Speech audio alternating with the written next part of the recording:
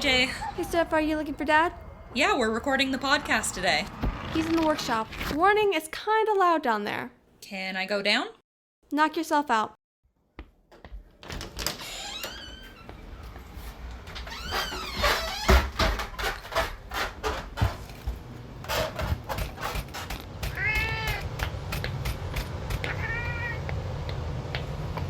Hello, Toby. Has anyone seen a co-host down here? Hey, come on over and see this. What is all this? So, I was on Mastodon and posting about the show, right? And I realized that I totally missed posting the first full episode. Whoops. Yeah, and I made the joke that this never would have happened if we had a robot doing it, which got me thinking, what if we had a robot on Writing in Robots? You're building a podcasting robot. Yeah. What does that even mean? I don't know yet. Exactly. But I found all these open source libraries, and I think I've managed to kludge them together into something that will function to, like, come up with flash fiction prompts and stuff. So, like a little baby chat GPT just for us. Yes. Cool. Well, okay, yes and no. This isn't a large language model. This seems like, I don't know, maybe it's got some secret sauce that ChatGPT doesn't. The white paper talks about, like, cognition and stuff. LLMs can't understand what they're saying. It's just kind of a contextual magic trick, whereas this will have some degree of understanding. But the result here should be similar, maybe even better. Is it ready? Yeah, let me just connect the battery. System initializing. Oh, it talks. Reticulating splines. Loading speech model. And it listens. Say hi, robot. Hi, robot. Hi, robot. I'm Steph. Hi, Steph. I am a computational cognition system dedicated to the podcast Writing in Robots. I have no name. I have not been given one. Well, that's a little sad. Do you want to give it a name? Sure. It is named Bishop. Ooh, great reference. Thank you. I am named Bishop. Acknowledged. This is pretty cool. It's a start. It's just kind of a talking box right now. There's lots more tinkering to do. Later, though, right? Let's take Bishop and get going. Yeah. We're on the clock to record this episode. Yeah, right you are. Bishop, please introduce the show while we get set up.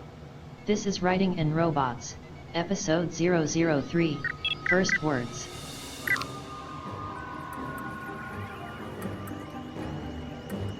Welcome to Writing in Robots, a fully functional podcast from StephanieAnAuthor.ca and Love Make Share. Hey, Steph. Hi, Trevor.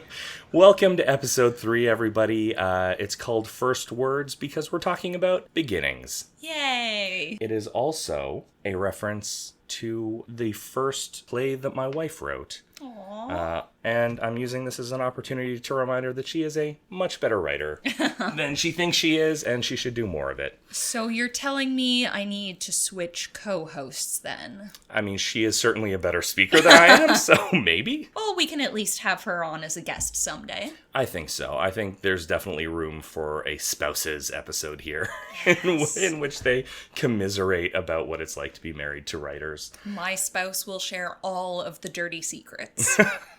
So beginnings, Steph, we're going to go kind of in escalating order of size and scope here. We're going to talk about scenes. We're going to talk about short stories, in which I will heavily defer to you.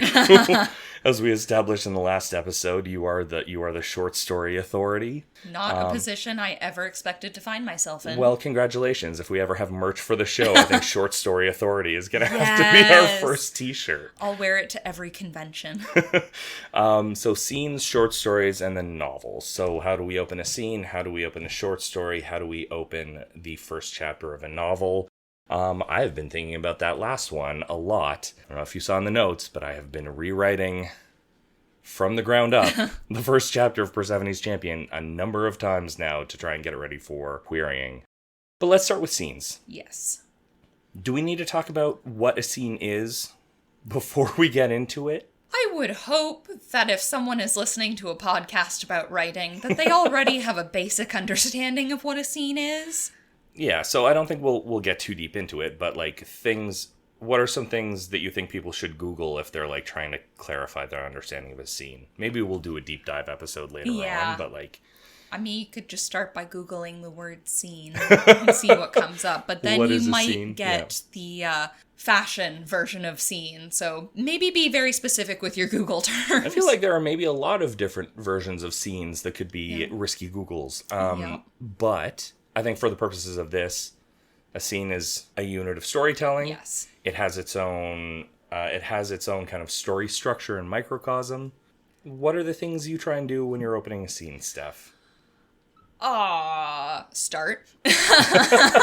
Yeah, I don't typically think about opening a scene too much, or at least not as much as I should. Especially in a first draft, I have an idea and I let the word vomit come. And then it's only in editing that I may realize, this isn't a very strong opening. I should fix that. Because especially in the beginning of a scene, and most importantly, if that scene is at the beginning of your work, whether it's a short story or a novel, that first scene is the one that is meant to hook the reader. If that first scene doesn't grab their attention, doesn't make them want to learn more, they're not going to keep reading. Yeah, it's got to be compelling enough to keep them moving. I outline my novels in scenes. So when I'm putting together an outline, especially early on in an outline, each bullet point in my outline tends to be a scene. So it is something that I kind of have to think about right at that stage. Otherwise my outline doesn't work, and I'm a plotter. So if the idea of the scene doesn't work, then the outline doesn't work, then my draft is a huge pain to try and actually get on paper. Whereas by comparison, I am a pantser. I let the muse overtake me, I spew everything out on the page, and then I fix it in editing. The fix it in post approach. Pretty much, I yeah. think I'm looking forward to when we finally get to talking about like conventional wisdom in the writing community, because I do want to have a bit of an argument about plotting and pantsing, because I have some potentially, especially in this room, with you as a pantser, maybe some controversial takes on pantsing. Yeah, and I'm going to be honest, this year for NaNoWriMo, I'm planning something pretty different from what I've written before. Still very much a creepy horror story. I can't believe I'm going to say this. I might plot the entire thing. Yeah, I might Steph. spend all of October plotting an outline. Don't tell writing Twitter. Yeah, and fully 50% of it coming for your head. Yeah, so I don't know how that's going to work out for me, because normally I just start out with an idea. I start of some loose concepts of scenes that might exist peppered throughout the story, and then I just try and weave it all together and fix any problems in post. So yeah, we will see how planning goes for me. I'm actually really looking forward to hearing you talk more about that. I'm scared.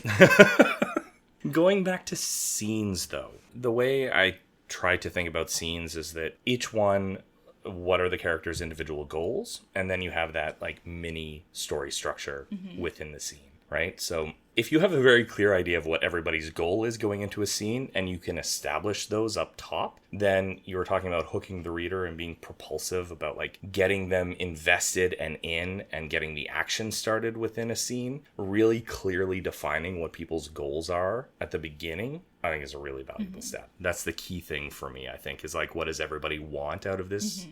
Yeah, and especially coming from a short story perspective, I mean, you don't have a lot of space to get to the point. And depending on the size of your short story, sometimes the whole story itself is one scene, like if you're writing a piece of flash fiction. So, you know, something a little longer, like my short story Cold Cuts and Cigarettes, it's made up of a bunch of different little scenes. Then a piece of flash fiction, like, what have I written?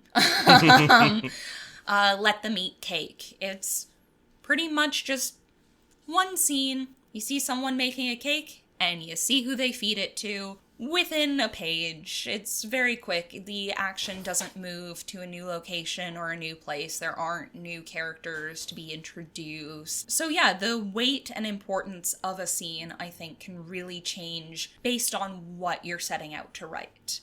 Whether it's supposed to be a smaller part of a larger whole, or this is the only scene you get, so you got to make it as good as possible.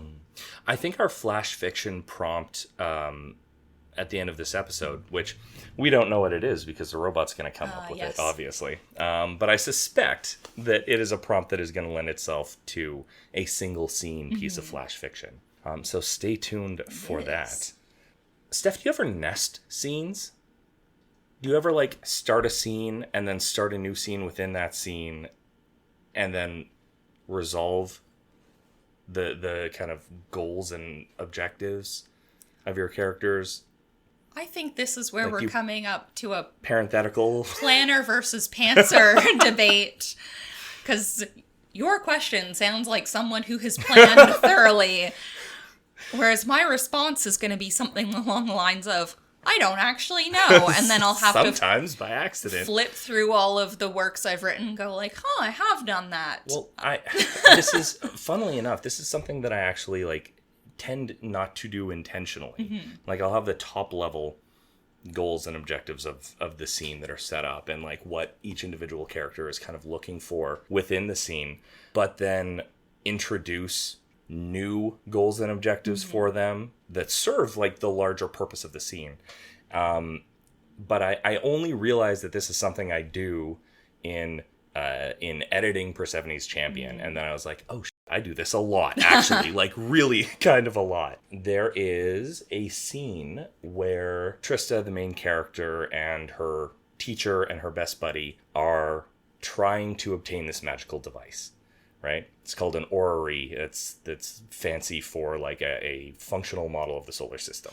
So they're trying to obtain this magical device, and that is kind of they start with these largely shared goals, right? Except Solon, the teacher, is also cautiously trying to keep everybody safe. Trista is zeroed in on the objective, and then Behir, her buddy, is like kind of trying to not be left behind because of Trista's headstrongness. Yeah. And then new complications are added throughout the scene that have to be resolved, including adding a new character to the scene at one point.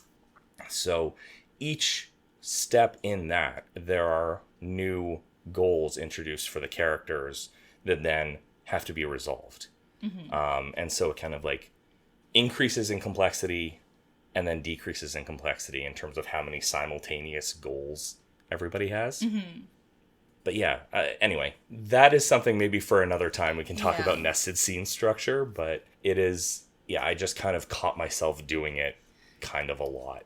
Because also thinking about the different genres that we write, I think just the issue of goals itself is very different because you're creating, especially like in the case of Persephone's Champion, it takes place in, this Greek mythology-esque era, and you're traveling and introducing new characters, and there's all of this. The scope is very different. Yes, whereas one of the longer projects I'm working on right now, called Skull Daddy, it takes place with just a single family. All of the action happens within their home, and basically the main goal is don't let this demonic force ruin your lives too much. Try to survive until the next day. And so I find in horror the goals might be a little simpler. Now, that's not to say there's just one single goal for all the characters to share in that work. It's, the goals of, am I being a good parent to my possibly possessed child? That goal kind of gets put on the back burner when things are exploding in the house. So it's a very different approach. I think you see a lot of interesting goal setting for individual scenes in a lot of like classic horror movies, like your Teens at the Lake kind of format, where different people, like there are all these romantic entanglements that are playing against one another, or like interpersonal conflicts, and those are still goals, right? Characters still have goals related to things other than plot, and those are always fun to play off one another in the scene. Okay, one of the discussion prompts that we put up on Mastodon, and for those of you who are on Mastodon, if you search for the hashtag writing and robots, you're going to find some really smart writers responding to discussion prompts that we put up that are based on what's coming up in the next episode. And so if you're not on Mastodon, which is most people, maybe this will come to other social networks. We'll see how that goes. So the prompt was, when writing scenes, do you follow late in, early out?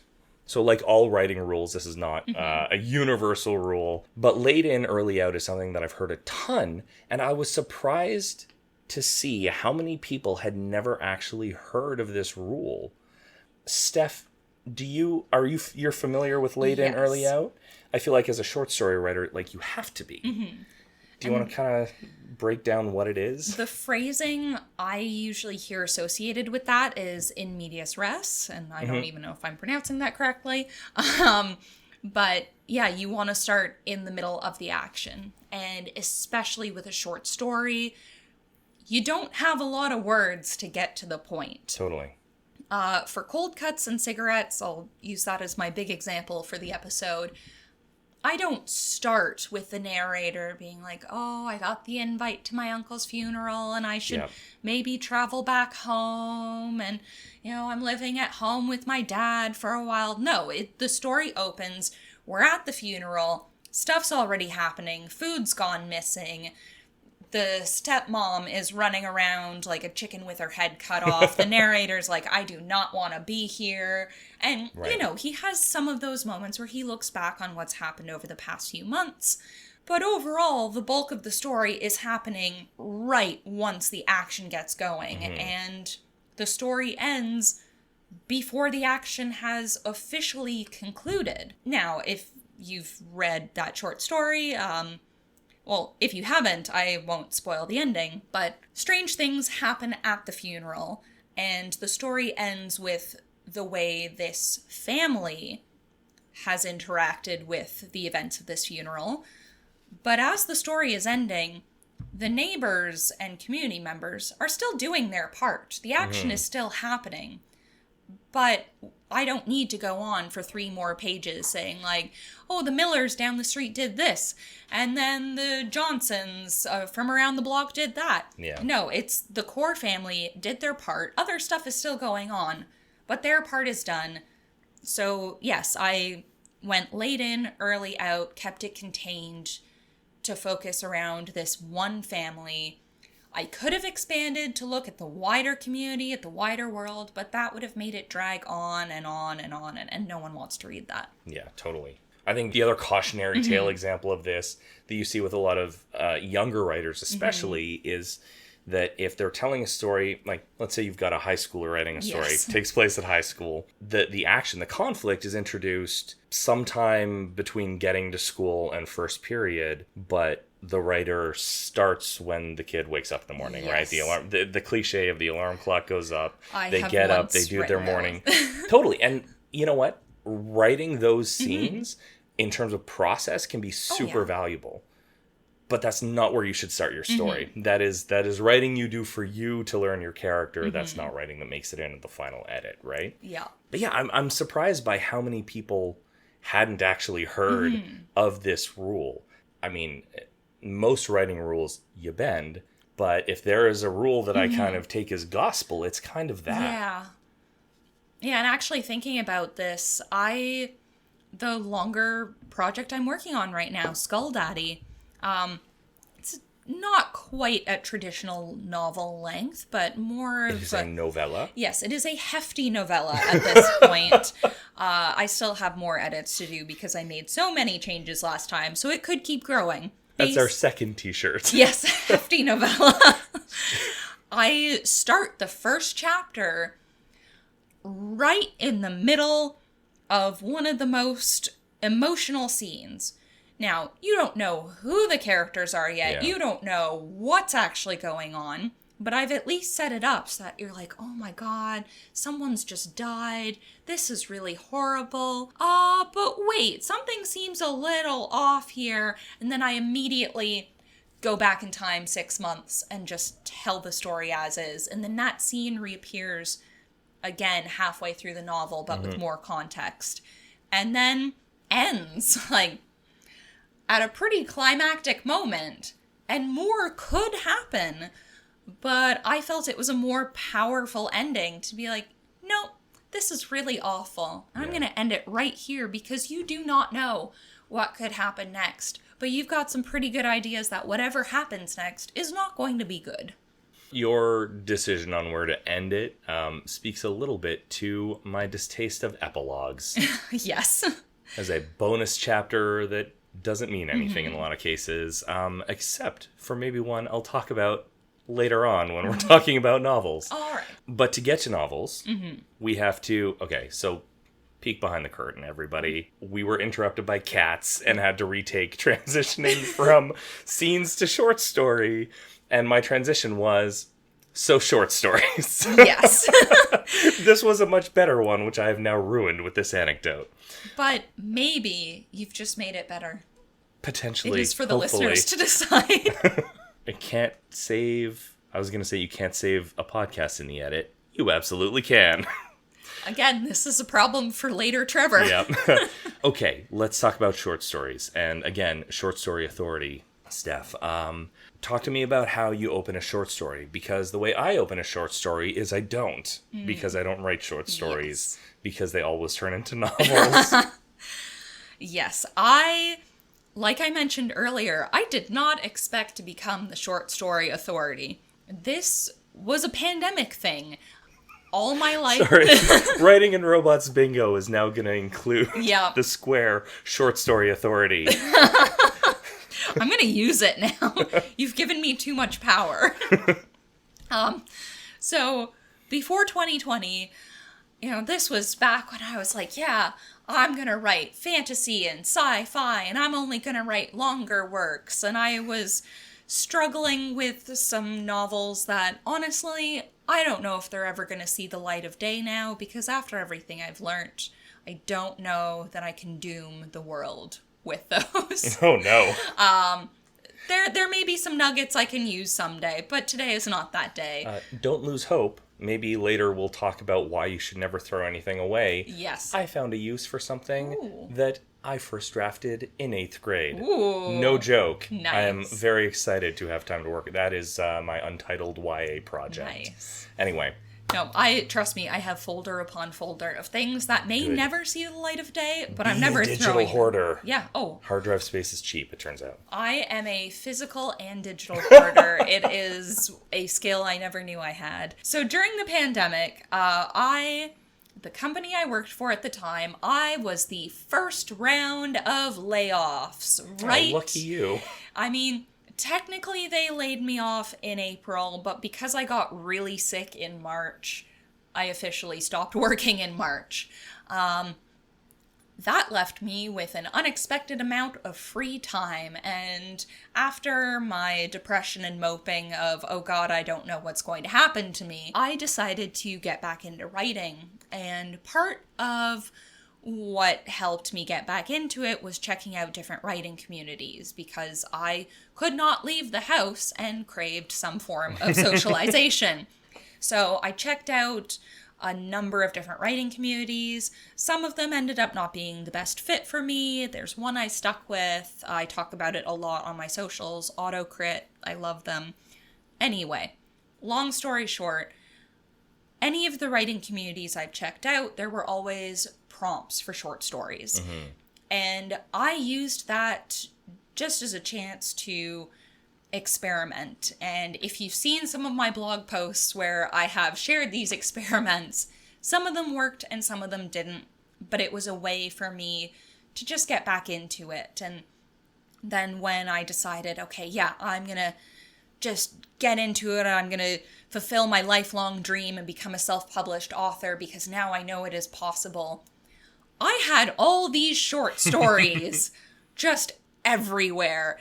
And because I have been slowly becoming more and more of a horror fan throughout the past decade, I realized my writing was getting a lot darker. And maybe that's because of the pandemic, or maybe that's just because of my own traumas. But I ended up with a lot of dark horror short stories. The pandemic and trauma are not mutually exclusive, Steph. I just want to point that out. I just had, the extra spicy stuff on top. And then as I was putting together these collections, I'd, be arranging the short stories in an order that I felt worked for me and go, this is missing something. I'm going to write another short story just to fill this out a bit. And as you know from beta reading Coping Mechanism, there was one of those short stories that was like, yeah, this is a good idea. I put it in, and all the beta readers were like, this sucks. So then I took it out. It was the Jazz Hands one. Yes. Not my best work, and I'm willing to admit that. The challenge of that one was fit more than anything else. Yeah. Like, less about quality and more about fit. It ended up on collection. the blog, so... Yeah, well, again, you find use for stuff. Exactly. Never throw it away. So yeah, next thing I know, I've got 3 short story collections published, and I also learned through all of my digging into self-publishing, it is faster and cheaper to publish a short story collection than it is to publish a novel. So I've been able to churn out these short story collections while taking time to work on longer projects like Skull Daddy and some other things that I have in the works, which hopefully I can start telling people about in the next year, because I've got some fun stuff. And yeah, I've now just ended up with lots of short stories, and having to use those particular skills has helped my writing as a whole. And now when I participate in other, AutoCrit community writing challenges, I know what I'm doing for writing a short story. It's no longer, this is an experiment. I know what to do. I know how to go about it. I take my idea, I take the prompt, I do my word vomit, and then I know how to fix it in post. So when you're looking at the opening of one of your stories that you're revising, like, what makes the difference between a short story opening that doesn't quite work for you and one that works really well for you? If I personally decide that I hate it, then it doesn't work.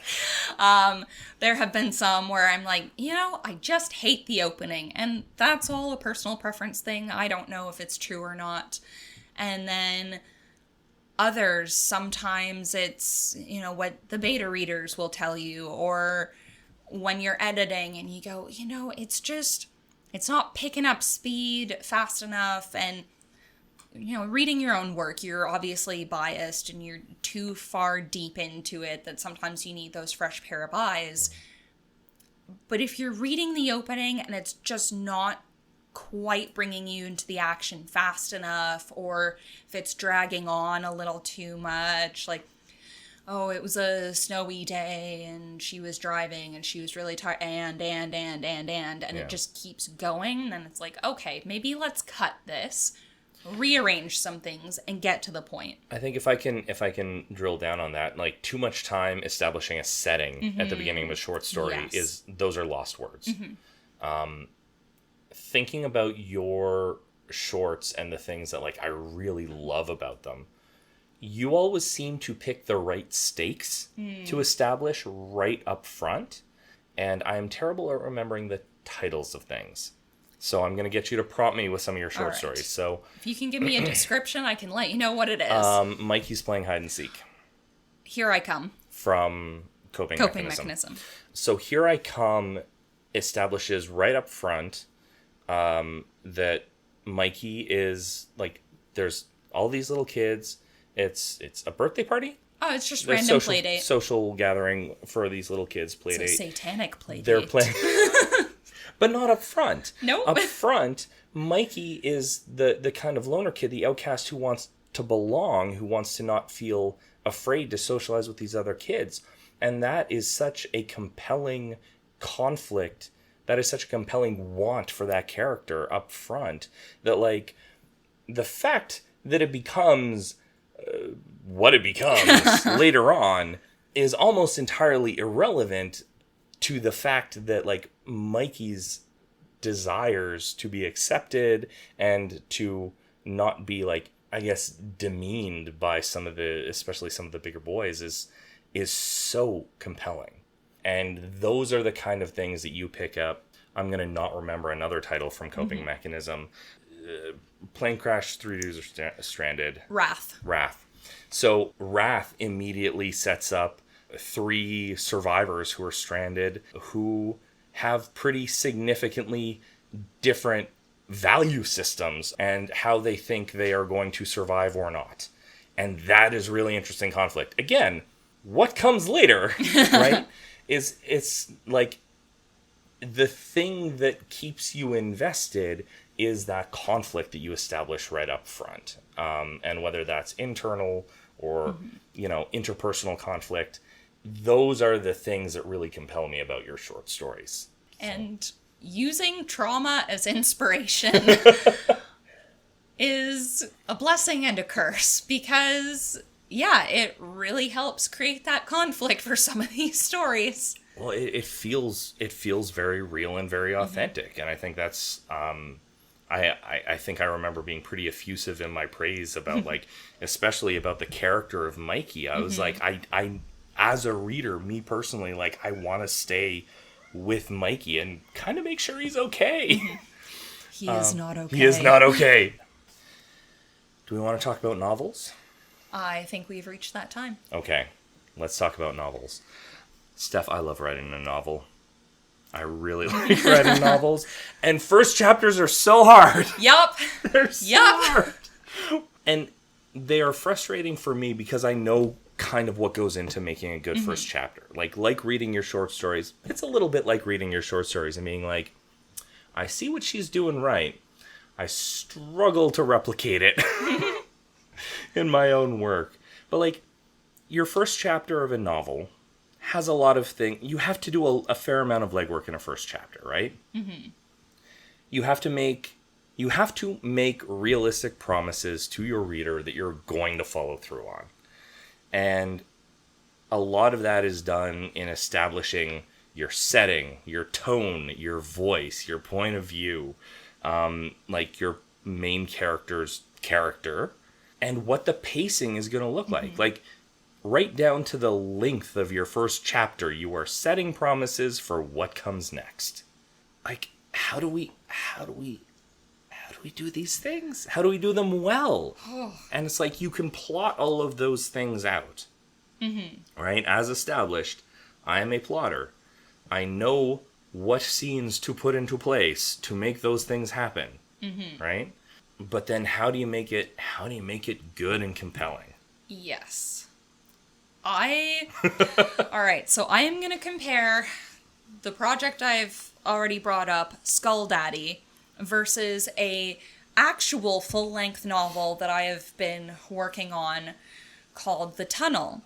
And the difference in their first chapters is why Skull Daddy will be ready to publish before The Tunnel. Yeah. Skull Daddy, I didn't even plan it this way. I just started the action at the 6-month mark in the story, because the whole story takes place over the course of the year. I've broken it up. Starting at literally the halfway mark is maybe the best definition of late we could have in this episode. The first chapter starts in April when someone has just died, and we see this poor traumatized family struggling with this death. But it ends on a what the hell is going on here moment where, maybe this kid is creepy. But this is really good advice, right? If you are starting that late, then at that point in the story, so if you've given yourself permission to do that nonlinear storytelling, do that flashback, then you can start your story with stakes established. You can start your story with previewing a character's conflict in a really high stakes way versus where you might find them at the start of the story. So that's a really great technique for sure. And for Skull Daddy it works because I can start in April and then I go back to October so that you can see where it all began, what leads to that really tragic moment, and then you get the resolution of the story. But then The Tunnel, by comparison, that, for the purposes of the story, I have chosen a very linear model. And then with the chapters, I go back and forth with different characters' point of views because they're all experiencing very different messed up things. The problem is, it's like what we were talking about earlier. It starts with some high school kids, and although I don't start with them waking up and having breakfast, I start with them leaving school and what happens to them after they leave school. But every time I have gone through and edited, I cannot find a way to get them into that action where I need them to be. Because there does need to be a little bit of that build up for the purposes of the story. But I'm not happy with my starting place. And I have tried so much. I have tried pulling in hints of what might happen later on and just using that to play around with the structure of the start of the story. Didn't work. It was dry as hell. And now I'm like, maybe I'll start with some newspaper clippings because that still ties in with the story, but then that gets me dangerously into this is prologue territory, and I don't know how I feel about that. Let's talk about prologues for a sec, because that's a cheat, like, sort of similar to the way you can kind of cheat your first chapter by starting really deep into the story and then doing the flashback. A prologue can be its own kind of cheat, right? I think it has to be used well.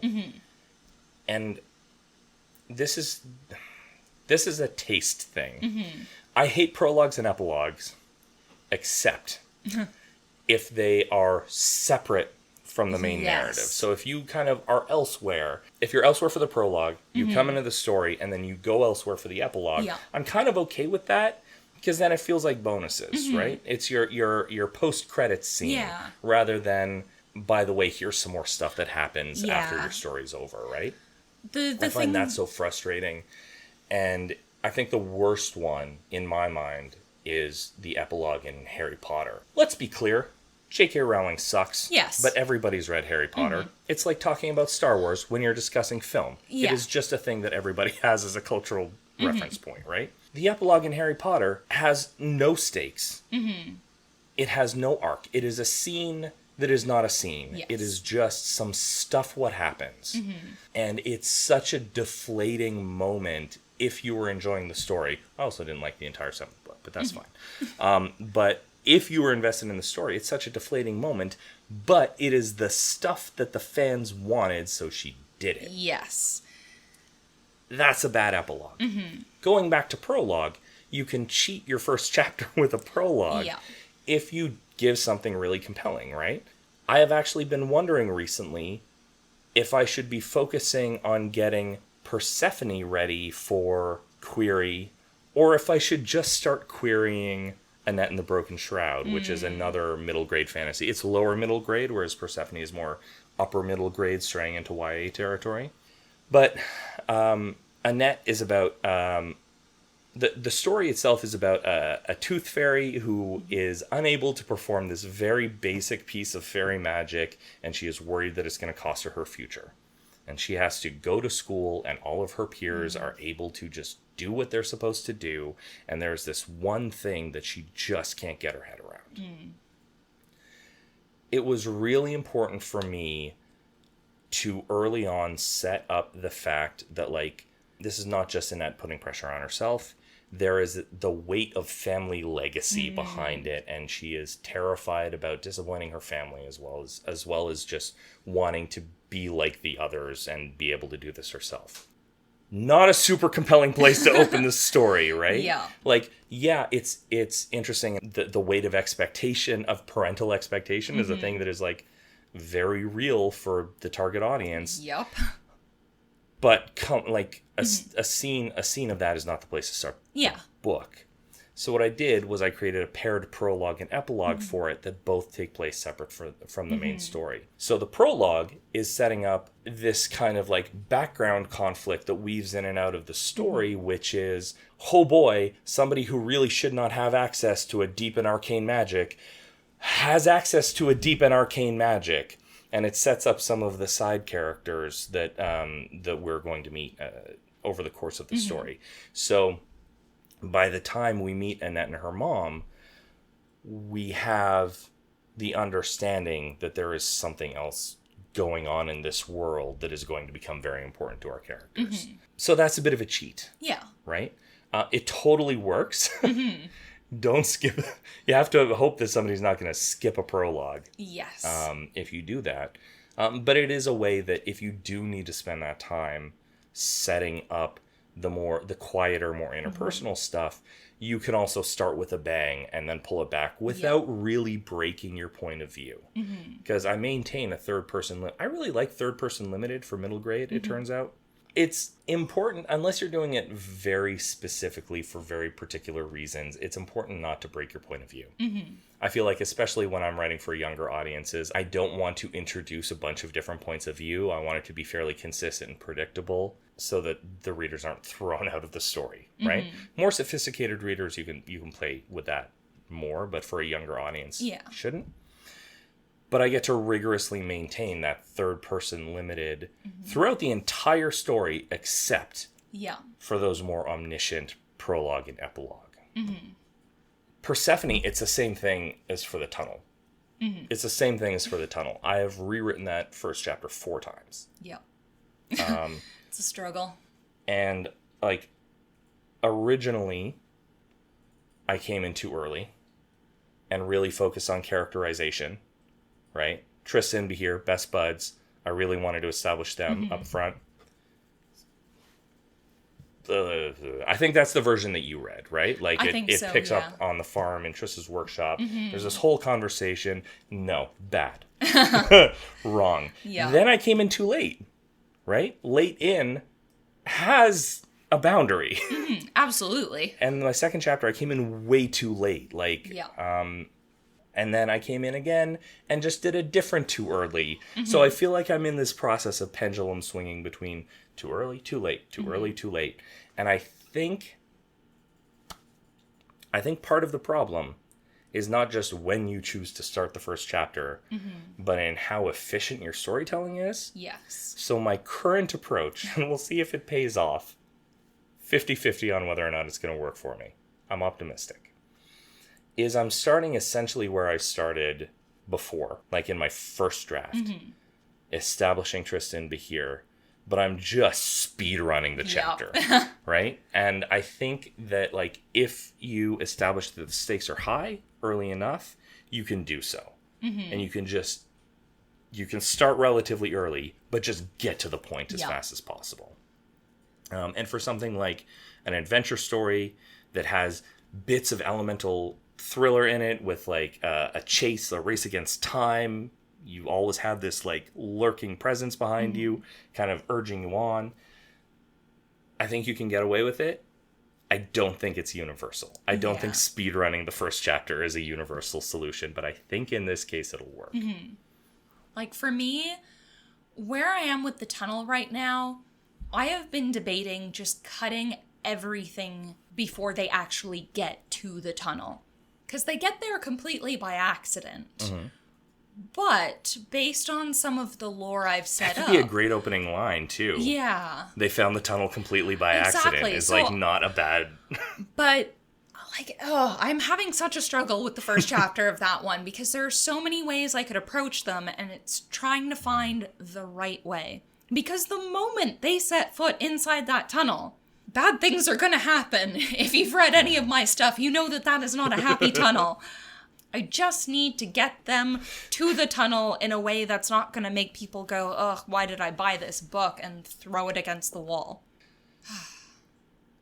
Oh, okay. So on our note of prologues, while I think about it, I might be able to make that work for my NaNoWriMo project this year. Because... and I'm playing around with some stuff, and we're going to see if it works, and I'm going to have fun. My NaNoWriMo project, and this is the first the world is hearing about it. This is the first I'm hearing about it. Yes. I'm not sure if you've ever seen the horror movie Grave Encounters. It is a found footage film of a paranormal investigation crew that goes to check out a haunted asylum and what could possibly go wrong. So I'm taking that, and then the horror film Isolation, which takes place on a farm with really fucked up cows.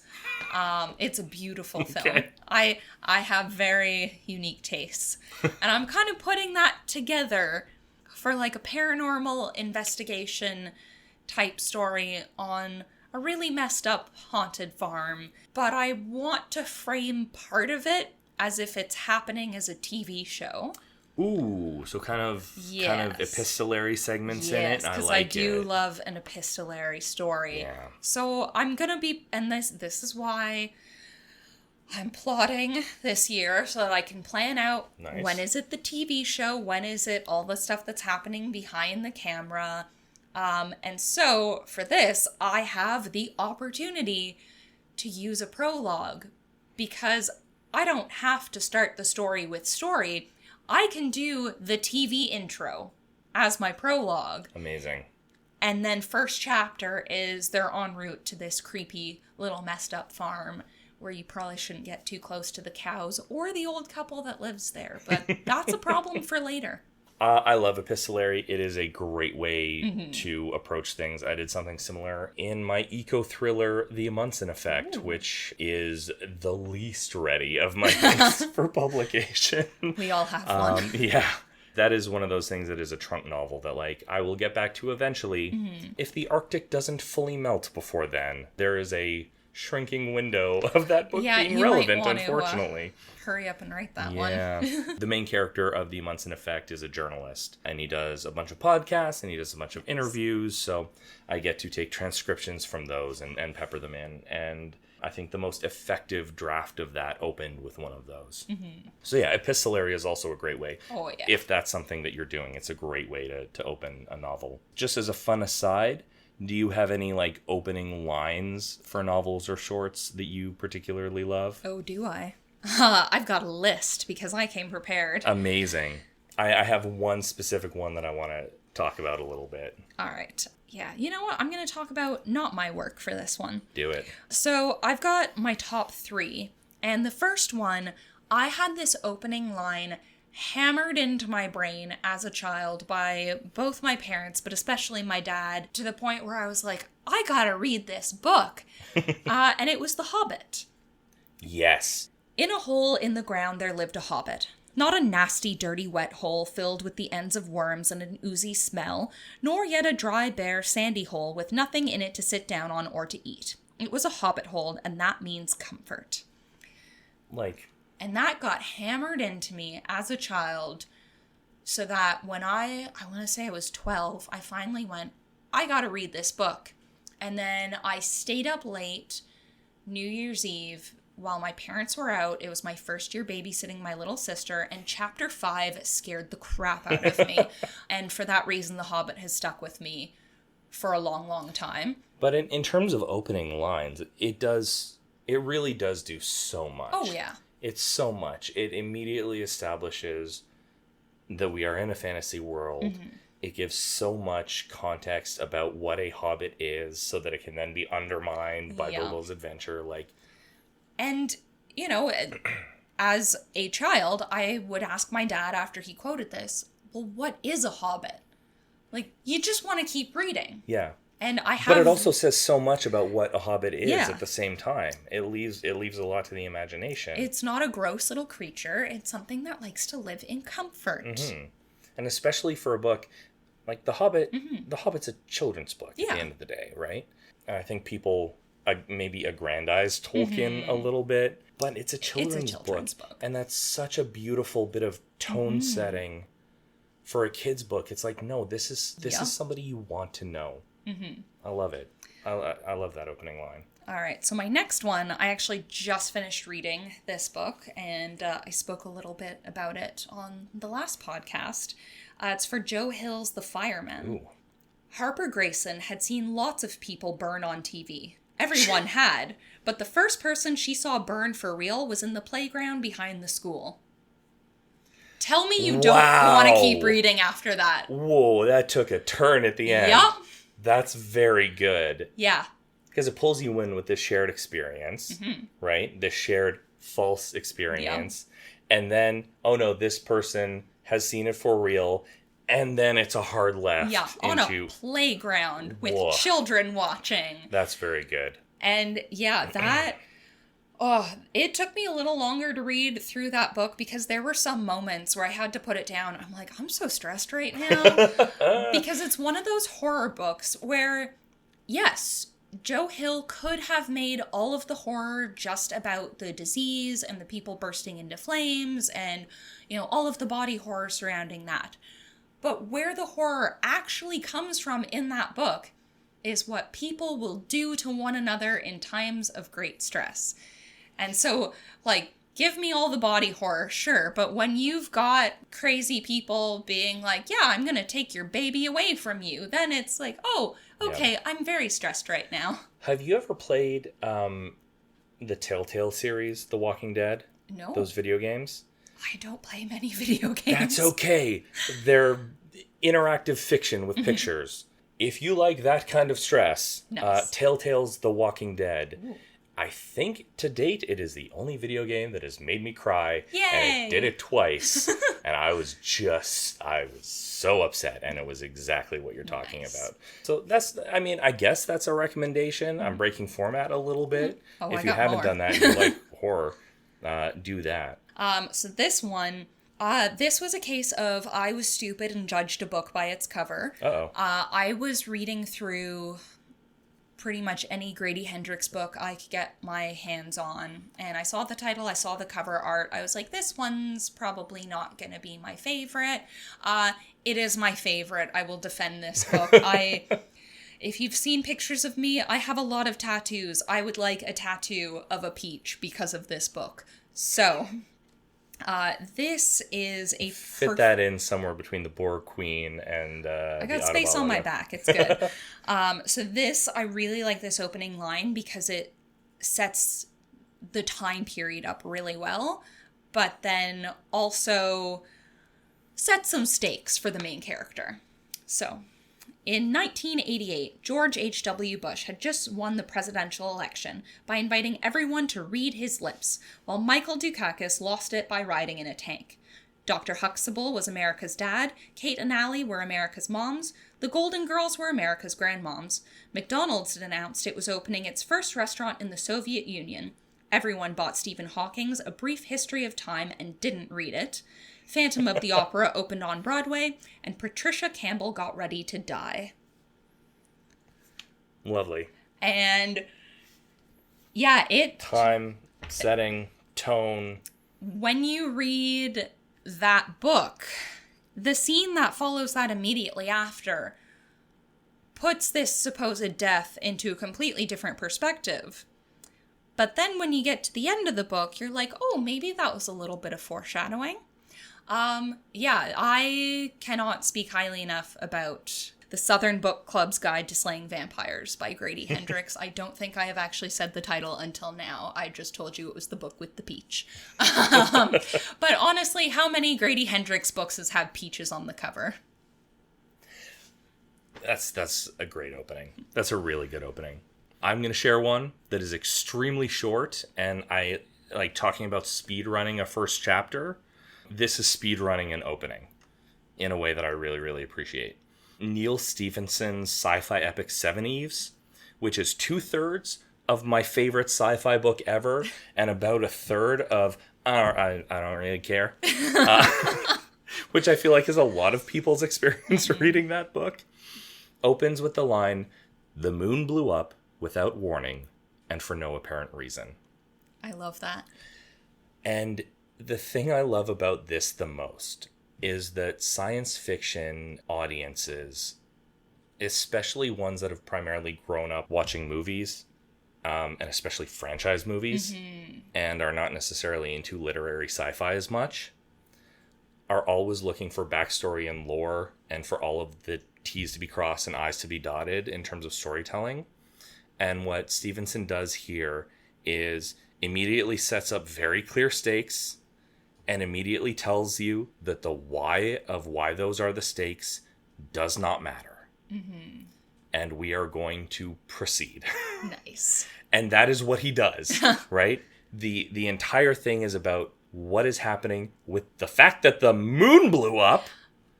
A lot would happen. A lot does. It is a meaty book. But he makes it very clear that, like, we are moving forward. Mm-hmm. And you have to for a book like the one that he wrote, which is so concerned with the minutia of the response to the moon blowing up. Yeah. again, speed running an opening. Yeah. He does it. He moves, like, he tells you exactly how fast he's going to move right off the top.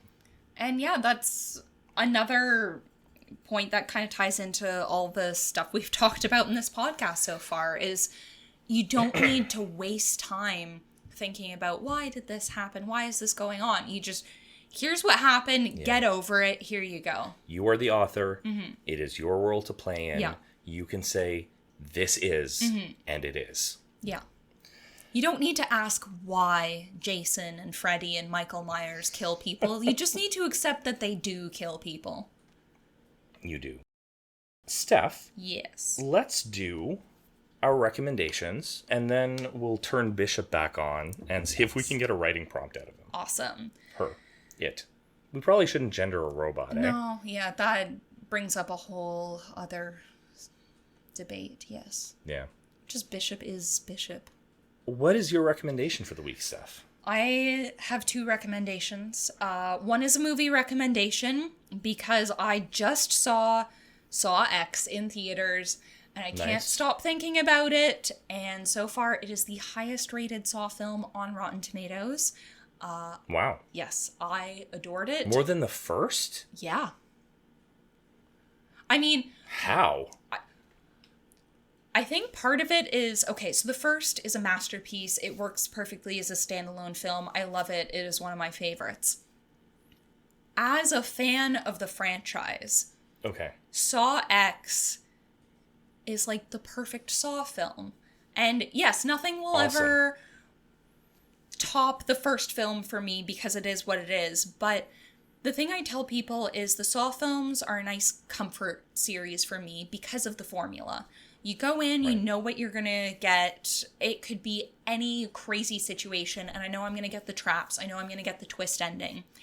And I got everything that I wanted out of that movie as a fan. It was well directed. There were moments where there was a turning point, and I went, did the lighting just change? Like, just little clever things like that. And knowing what to look out for. I saw the twist coming a mile away, but when it did happen, it was exciting for me because I was like, oh yeah, they're finally getting to it. Whereas the friend I went to see it with, the twist caught him completely off guard because he's like, no way, I wasn't expecting it. I was like, oh no, because this and this and this, and they did the things. And so I just had a blast, and if anyone needs a movie buddy, I will go watch it again.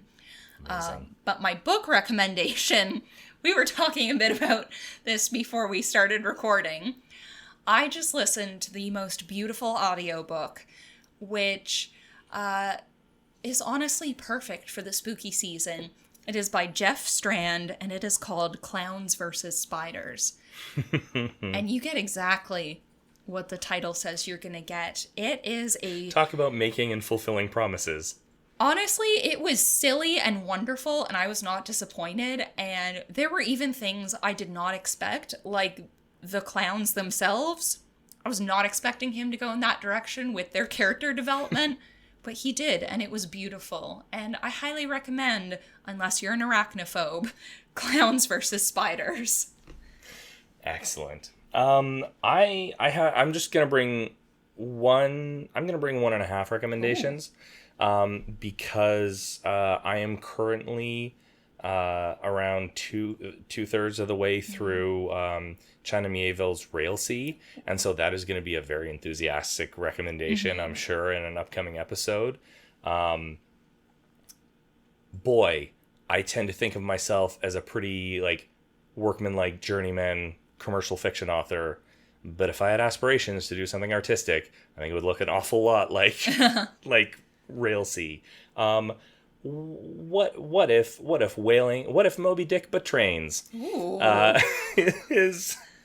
It is very, very good and extremely weird, and I like that a lot. I'm gonna have to check that one out. It's so much fun, Steph. I'm having a ton of fun with it. But in terms of just sheer quality, something that I read recently is a memoir, which I have not read many of. I don't do that all that much. I tend to I tend to not read first-person accounts of people's lives. I am both aware of the author of this one and have met him a handful of times, so I wanted to check it out. It is Son of Elsewhere by Elamin Abdul Mahmoud, and he hosts Commotion on CBC. He's around. He's like a media personality here in Canada for any of our international listeners. And it's about him and his family immigrating to Canada from Sudan when he was 12 years old. And they land, of all places, in Kingston, Ontario, which is a notoriously white and conservative kind of area. And it is about his experience becoming black, right? That's not a thing that he contended with in Sudan. Suddenly, the cultural context is wildly different.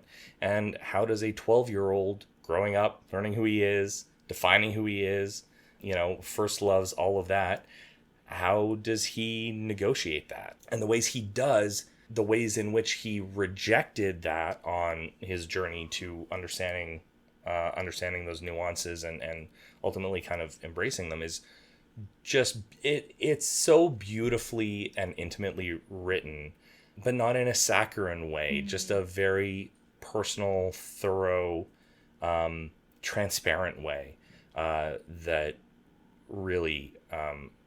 It was a very compelling read for that reason. I have never been so interested to hear about somebody's past writing WWE fan fiction before in my life. It was some of the most compelling reading I have had, and I have read some very good novels recently. And I was more invested in the WWE fanfic than anything. Anyway, read Son of Elsewhere. It is extremely good. It is one of my favorite Canadian novels, like not just because it was written here, but like thematically and in terms of sensibility and in terms of like negotiating what a Canadian identity does and doesn't mean and has to and doesn't have to mean, and challenging status quo expectations around that. Really lovely piece of writing. Elamin is cool. That's my recommendation. Steph, shall we try our first flash fiction prompt with our little robot friend? Oh, yes. Bishop, we need a prompt. Yeah, summer is over and we're getting into fall. Give us something seasonal about autumn and Halloween and spooky. Veto. Look, I am ready for fall. I'm loving the cool weather. I'm a big sweaty man. It's much appreciated. But I had a really nice vacation with my kiddos in August, so can we have like one last gasp of summer? Fine. But we are properly celebrating Halloween Eve next episode. Generating flash fiction prompt. Summer is ending and things are spooky. Oh, okay. Yeah, that works. Processing. In the waning days of August, summer vacation draws to a close. A child discovers something buried in the sand at the bottom of the lake. All right. That was a great prompt, Bishop. Thank you very much. We are accepting submissions, Yay! Steph. We actually have a form set up on the website at writingandrobots.com. It's linked on the front page. You will see the flash fiction prompt there. We are asking people for 300 words. I think that's a good length. Yeah. 300 words on Bishop's prompt. Make sure that you select the right prompt in the list, because we're going to kind of keep the form open for submissions. We will publish everything that we receive on the website with the understanding that there may be some editorial control exercise. I think there is lots of space for shenanigans in the writing prompts. If it's really dark and disturbing, send it directly to me on my website. I think dark and disturbing will publish, but, your racisms, your sexisms, your homophobias, maybe leave them at home. If there's any of that, I will print off a copy just so I can burn it. Ooh, all right. But yeah, and if we particularly like some, we may read them on the podcast. Ooh. Steph, where can the people find you? As per usual, stephanieannauthor.ca. I am all over social media on the app formerly known as Twitter, Facebook, but I spend most of my time on Instagram and TikTok. If you would like to see cat pictures or watch me do unhinged little videos of what it's like to be a horror writer working from home, Instagram and TikTok are the best places to find me. Look for me anywhere you find social media content. Love Make Share is the handle, and lovemakeshare.ca is the website. As always, you can find episodes, show notes, recommendations, flash fiction prompts, and more at writingandrobots.com. Thank you for listening. And Steph, thank you for hanging out for a little while today. I'm glad your kids allowed you this one moment of freedom. This brief respite.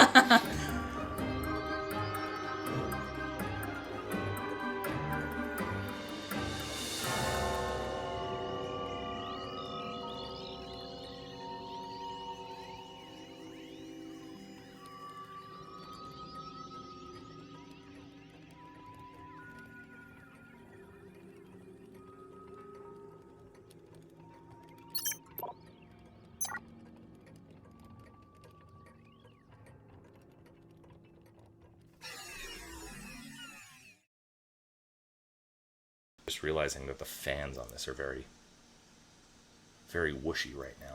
They're very noisy. It's ASMR.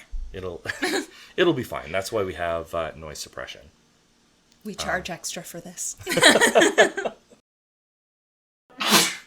Excuse me. Cats.